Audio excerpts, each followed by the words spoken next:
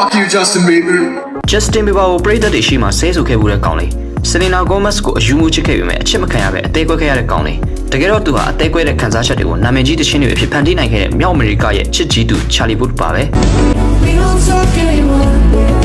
We don't talk anymore like we used to do.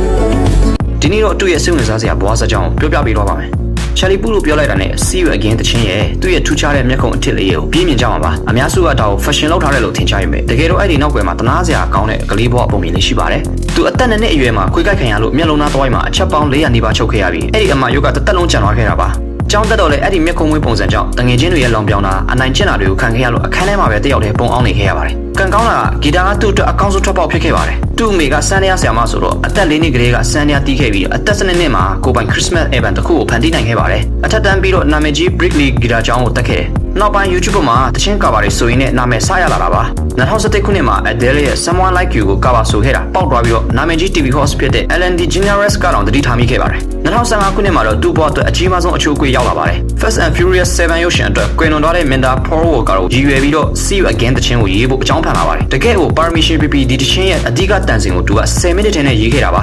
It's been a long day without you, my friend.